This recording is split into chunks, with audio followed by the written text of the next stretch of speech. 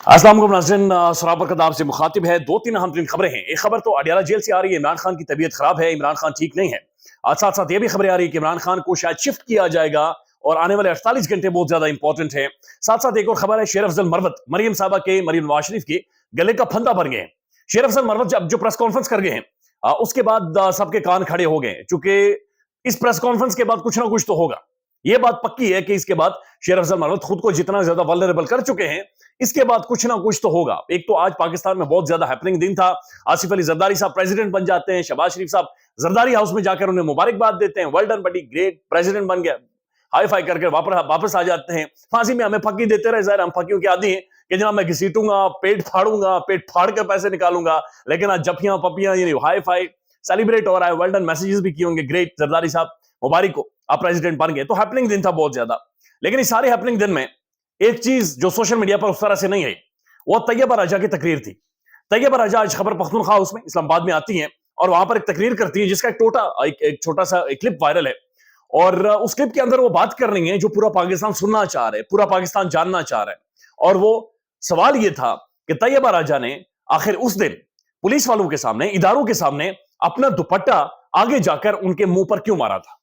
यानी दुपट्टा एक खातून ने, एक नौजवान लड़की ने, एक पॉलिटिकल एक्टिविस्ट ने, एक पॉलिटिकल आइडियोलॉजी रखने वाली ने, एक कॉन्स्टिट्यूशन पर अमल करने वाली एक प्रोटेस्टर्स ने, जो कि सोशल मीडिया पर आवाज उठा रही थी, आखिर इस लड़की ने क्या महसूस किया कि उसने जाकर दुपट्टा उनके मुंह पर मारा। और जाहिर है ये पढ़ी लिखी नौजवान खातून है, तो कोई ना कोई सोच तो आई होगी। तैयबा राजा ने कहा कि मैंने दुपट्टा इसलिए इदारों के मुंह के ऊपर जाकर मारा था क्योंकि उस दिन मैंने सिस्टम के ऊपर गिव अप कर लिया था, मेरे सिस्टम के ऊपर उस दिन गिव अप कर लिया था। और दुपट्टा मारकर मैंने ये बताया था कि हम आइन चाहते हैं इस मुल्क में, हम आइन चाहते हैं, हम कॉन्स्टिट्यूशन ऑफ पाकिस्तान चाहते हैं, हम अमन चाहते हैं, हम वो वाला आइन चाहते हैं जिसके प्रियम्बल में लिखा गया है कि N order is established by the will of the people of Pakistan, रियासत अवाम की मंशा से।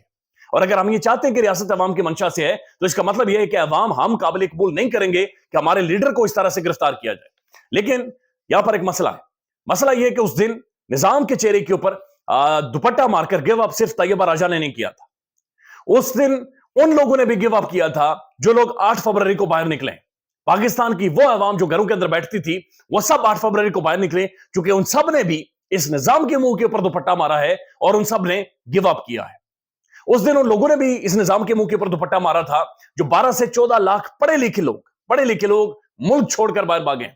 उन लोगों ने भी गिव अप किया था जो ढंकी मारते हुए समुद्र के नीचे गए, जो समंदर की लहरों का, मौजों का शिकार हुए और जो मर गए। उनकी मां आज तक सिसक रही। मैं जानता हूं, मेरे कश्मीर से बहुत सारे नौजवान, मैं उन्हें पहचानता हूं, मैं जानता हूं उनकी फैमिलीज पर क्या गुजर रही होगी। मैं जानता हूं उनके घर वाले आज भी किसी इंतजार में, शायद कोई मौजजा हो जाए, शायद पता चल जाए कि समुंदर उसे दूसरी तरफ लेकर गया था और शायद वो जिंदा हो। आज तक वो उम्मीदों में है। बहुत सारे लोग उम्मीदें, बहुत सारों की तो लाशें ही नहीं मिली। तो निजाम के ऊपर उन सब ने भी गिव अप किया था।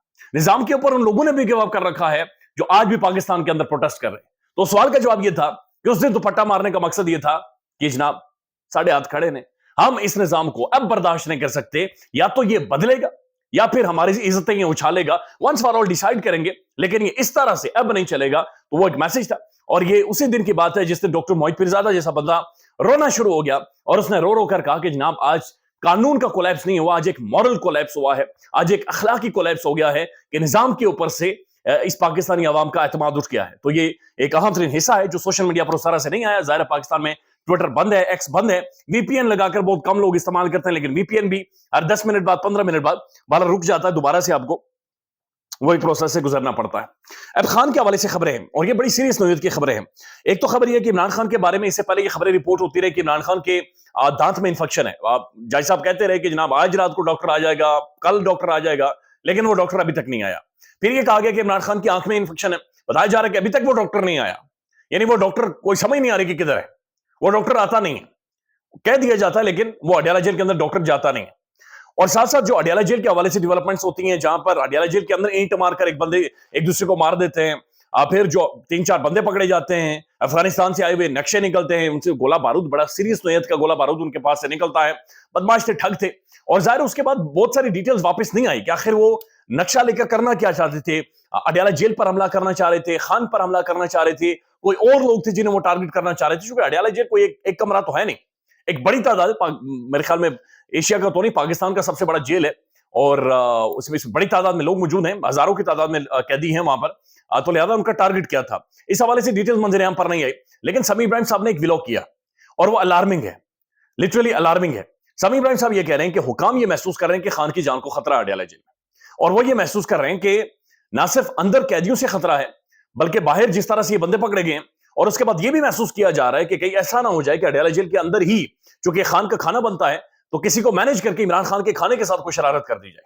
ظاہر ہے سیکیورٹی تو ہائی الرٹ, ادارے تو کام کر رہے, ادارے دیکھ رہے ہیں, سابق پرائم منسٹر ہیں پاکستان کی, دنیا کی گلوبلی بہت بڑی شخصیت ہے, دنیا کے 10ویں بڑی پولیٹیکل پارٹی کی سربراہ ہیں, اور ظاہر ہے گلوبل سیلیبریٹی ہے عمران خان.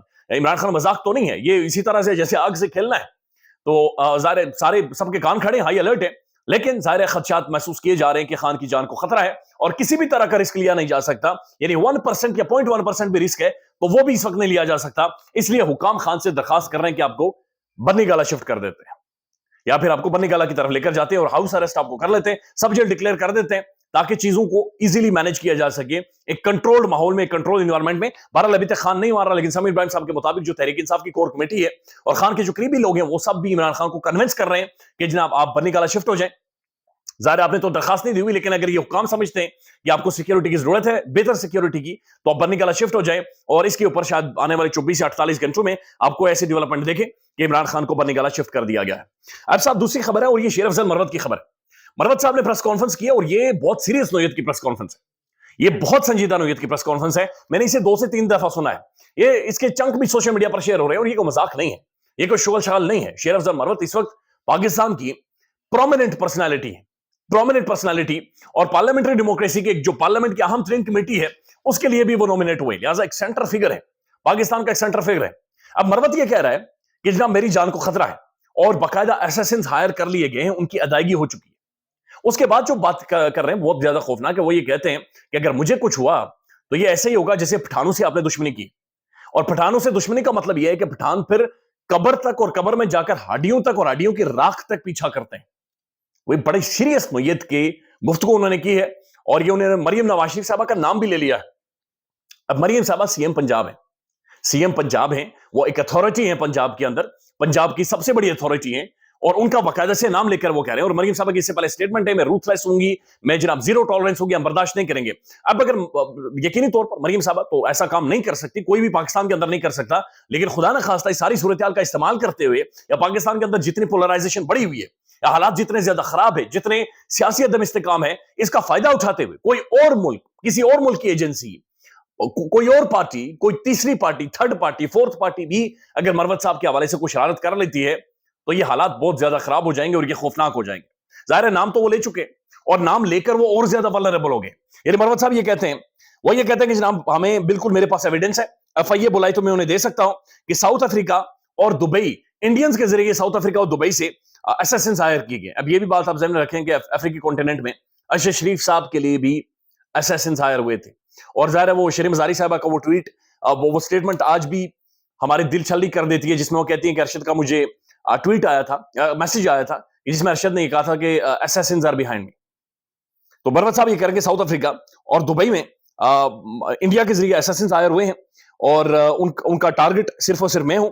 یہ شوٹرز ہیں جن کو ادائیگی بھی کر دی گئی ہے. ایف آئی اے مجھے بلائے, میرے پاس تمام تر ایویڈنس ہے, میں ان کے سامنے رکھوں گا. مریم صاحبہ یہ آپ بات سن لیں, وہ کہتے ہیں کہ ایویڈنس یہ بتاتا ہے کہ مریم صاحبہ نے یہ سب کچھ کروایا ہے. یہ کہ ہم اپنی قبائلی دشمنی کا بھی شکار رہے ہیں. پٹھان وہ ہوتے ہیں جو دشمنی میں آخری ٹائم تک جاتے ہیں, تو یہ خود کہہ رہے ہیں کہ جناب ہم قبائلی دشمنی کا بھی شکار رہے ہیں. تو یعنی وہ ایلیمنٹ بھی وہاں پر موجود ہے کہ شیر افضل مروت ایک تو پولیٹیکلی بہت زیادہ خود کو ولنریبل کر گئے, دوسرا جس شخصیت کا نام وہ نام لے چکے ہیں مریم صاحبہ, ظاہر ان کے پولیٹیکل رائولز ہیں. ظاہر ہے پولیٹیکل رائولز کے علاوہ یہ اس وقت حکومت میں بیٹھے ہوئے ہیں, اور یہ حکومت میں بیٹھے ہوئے نہ صرف پاکستان میں تو لوگ پروٹیسٹ کر رہے ہیں, لیکن انٹرنیشنلی باقی جو مختلف ممالک ہیں, ان کی جو ایجنسیز ہیں یا خفیہ ادارے ہیں, ظاہر ساتھ سب ملک ہمارے جو پڑوسی ہیں وہ چاہ رہے پاکستان کے اندر ایک مزید عدم استحکام پھیلے, ڈیسٹیبلائز ہو پاکستان. تو جب حکومت کی ایک پرسنالٹی کے مروت صاحب نام لے رہے تو اس کا مطلب یہ ہے کہ جناب کوئی باہر کا بندہ بھی شرارت کر سکتا ہے, اور اب کوئی بھی شرارت کرتا ہے مروت صاحب سے تو یہ اشارہ بڑا کلیئر ہے, اور یہ حالات بہت زیادہ خوفناک ہو جائیں گے. عطا تارڑ صاحب کی میں ایک سٹیٹمنٹ دیکھ رہا تھا, ان کا یہ کہنا کہ جناب ہم اس سارے معاملے کو سنجیدگی سے لیں گے اور ہم وہ سارا ایویڈنس منگوائیں گے اور سارے معاملے کو دیکھیں گے. میرے خیال میں مروت صاحب کو یہ سٹیٹمنٹ نہیں دینی چاہیے تھی. یہ بات نہیں کرنی چاہیے. یہ پریس کانفرنس کر کے انہوں نے خود کو اور زیادہ ولنریبل کر دیا. نہ صرف خود کو ولنریبل کر دیا بلکہ مریم نواز شریف صاحبہ کو بھی ولنریبل کر دیا. اب ان کی سیکیورٹی یا مروت صاحب سے زیادہ مریم صاحبہ کو ٹینشن ہوگی, پنجاب حکومت کو ٹینشن ہوگی, چونکہ کچھ بھی ہوتا ہے, کوئی بھی کرتا ہے, کوئی تھرڈ پارٹی صورتحال کا فائدہ اٹھاتی ہے تو معاملات اس طرف جائیں. اللہ تعالیٰ پاکستان پر, سب پر, ہم سب پر رحم کرے. مزید کسی بھی حادثے کا, کسی بھی شرارت کا ہم متحمل نہیں ہو سکتے. آلریڈی برباد تباہی نکلی ہوئی ہے ہماری. لہذا پاکستان کے لیے دعائیں کریں. خیال رکھیے گا اپنا. اللہ حافظ.